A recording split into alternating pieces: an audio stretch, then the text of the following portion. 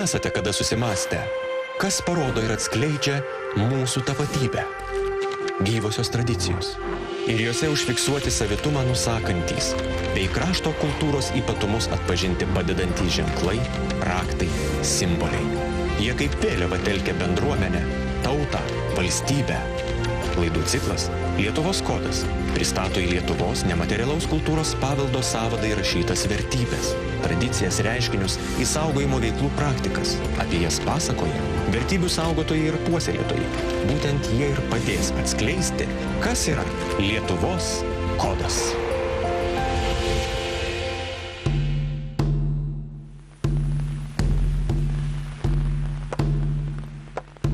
Skaldymo technologija – vienas archaiškiausių medienos apdirbimo būdų, vyravęs iki pjūklų atsiradimo. Anksčiau taikytas daugelėje pušynų apsuptyje įsikūrusių gyvenviečių, o iki šių dienų išlikęs ir vis dar naudojamas pietų Lietuvos Šilų dzūkų kaimuose.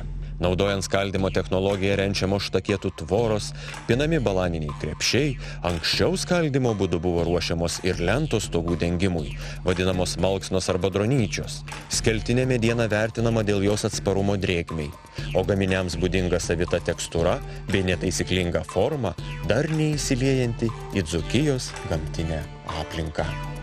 Štankėtiniam tvorom juostas kaimas yra žymiai labiau savas negu tinkliniam tvorom ar ten dar kokiais nors mūrais ar tujom. Skaldyti štankėtai stovi gerokai ilgiau negu kartis, ant kurių yra sukalti. Per rievės atplėštas atmedis jis žymiai ilgai mažiškesnis yra. Anksčiau tą darydavo tiesiog dėl to, kad nebuvo pielų, kaip sakyti, ir iš biednumo. Pas mus buvo tvora, tėvų sodybon, tai kaimynė sakė, kad pati tekėjo, toj tvora buvo. Jau dar seniai jau pamirus. Tai toj tvora stovėjo 50 metų, tarpukarinė tvora tverta ir aš, sakykim, tų tvorų atčiupinėjau. Tai daro įspūdį, kad ne kas 5 metai galima tvorą atvert. Ir tu žiūri, kaip tai padaryta. Tai vienas iš būdų tai yra tas skaldymas. Tas pats skaldymas jis ne tik tai tvorai, bet ir stogo tinka. Ir ne tik tai stogo, bet ir kašelam. Iš tiesų šiai dienai tų meistrų nėra daug. Mes turime Liudą iš Marcinkonių, turime Algį iš Zervynų, turime Joną iš Kapiniškių kaimo, Svirnelį, kuris jau dabar nebeskaldo. Musteikoje mes turime Romą ir turime jau seniausią mūsų meistrą Antaną, kuris jau 90 eina ir dar energingas ir dar mus tikrai gerai pamoka. Visas skaldymo procesas nuo medienos parinkimo iki galutinio gaminio reikalauja laiko, patirties ir įgūdžių. Pirmiausia išrenkamas medis. Tik įgudęs meistras gali miške pamatyti skaldymui tinkamą pušelę, be šakų, nesusisukusią ir lengvai skilsiančią išilgai kamieno. Medžio paieškos gali trukti ne vieną mėnesį, o nusižiūrėta pušelė dažniausiai kertama anksti pavasarį, prieš tai dar patikrinus jos tinkamumą ne tik išoriškai. Tam tikslui kamienė iškertama įplauša ir žiūrima, ar mediena nėra sukta, ar bus pakankamai skali ir tinkama balanoms plėšti.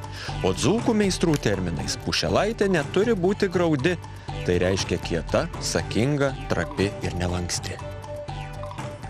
Sakytau, kad eina iš šonų. Ateuni gabalų, tad matai. Biški yra tokios. Ar jį graudi, ar negraudi. Atrinkti tinkamą medį balanoms, štankėtum reikia tikrai tokio dėmesio, lėtumo, neskubėjimo ir tokio susigyvenimo su to medžiu. Nukirtus tinkamą pušį, jos kamienas supjaunamas į reikiamo ilgio ruošinius. Paruoštas rąstas keliamas išilgai per pusę. Toliau tos pusės ketverčiuojamos ar smulkiau dalijamos į pliauskas. Dzūkijoje vadinamas trainais. Balanų tai turbūt sunku padaryti, bet štankėtai tai gerai. Tai pirmoje eilėje yra skaldomos balanos, iš kurių jau čia pati geriausia kokybė, iš kurių yra daromas kašelės. Gali būti, matyti, ir prastesnės šiek tiek medienos, tai yra dronyčios, jeigu dengs stogus, būtent stogų dengimui. O tai, kas jau nebetinka nei dronyčiom, nei balanom, tai tada yra, eina štankėtams. Tai yra toksai, tikrai labai darnus sunaudojimas to viso medžio ir tai yra tam tikra pagarba tam medžiui. Iš pradžių nuo vadinamo traino atskiriama medžio šerdies dalis. Toliau trainas dalyjamas perpus, kol gaunamas reikiamas ruošinio storis. Štankietai skeliami 1–2 cm, o balanos kašelių pinimui vos poros milimetrų storio, papildomai dar išlyginant ir paploninant peiliu, kad būtų glotnios ir lankščios.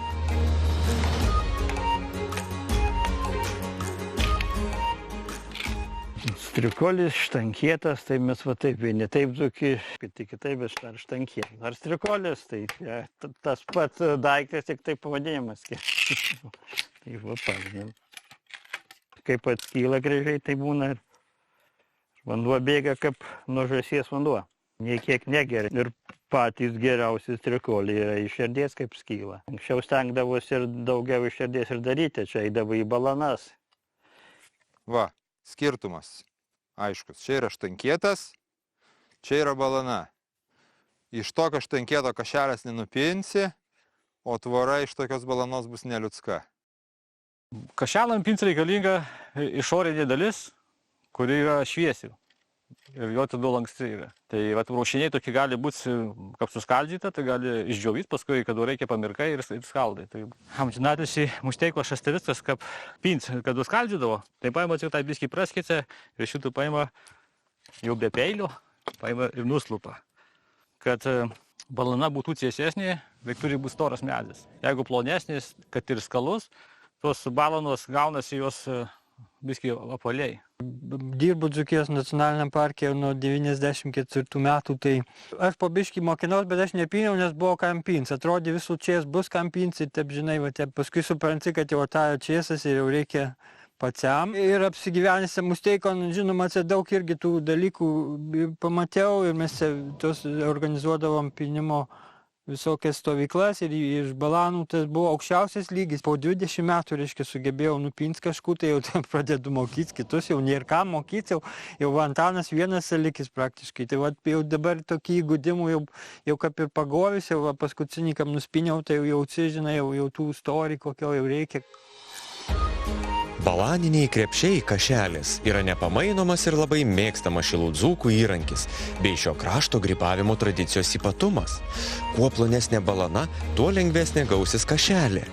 Balanų krepšiams pinti gamyba aukščiausios meistrystės reikalaujantis darbas, kaip ir pats kašelių pinimas. Vyresnis 4 dėdi dugną, tai dugnai, žiūri, kokio platumo reikia. Platesnė balanas, tai 3 būna gana dugno platumo. O kaip šiaurosi dėdi ir 4 net balanas, apdėdi pinti. Pirmiausia padėdi dugnų pinti. Padėjai, dugnų padėdi, paskui tas iš šono sudėdi. Čia kašelio, o čia kašikas. Tai labai svarbu Dzūkijoje neįžeisti grybautojų, kai kašelę pavadina kašiku. Čia vienintelė bėda su jom yra tai, kad pelės pragraužia. Ir mano vienai 2 kilos padaryti kokias va. Nu, bet nieko. Pelėm irgi valgyti reikia.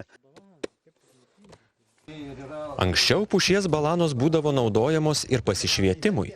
Taip vadinama dzieda, stovai, kurį būdavo įdedama balana, galima surasti ne viename muziejuje, o Musteikos kaime jis iki šiol naudojamas ir pagal paskirtį. Niekur kitur Lietuvoje nepamatysit. Antanas atneša balanų in pircį, žiemos metu mes kurinam kas antrų savaitį dūminį pircį ir Antanas atneša padžiovytų balanų ir uždega ir maždaug užtenka tų 2–3 balanų, praktiškai 2 balanų užtenka, kad mes jau tie pasipirtintume. Šilų dzūkų meistrai skaldymo tradiciją, balaninių krepšių ir štankietų gamybą perduoda vietos bendruomenių nariams ir visiems norintiems.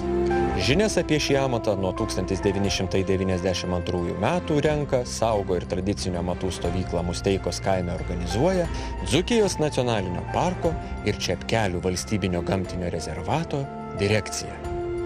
Dronyčiamis stogai yra nebedengiami, čia yra tokia visiška egzotika. Kašelės, jos vis dar yra pinamos, tol kol gyvuoja grybautojai.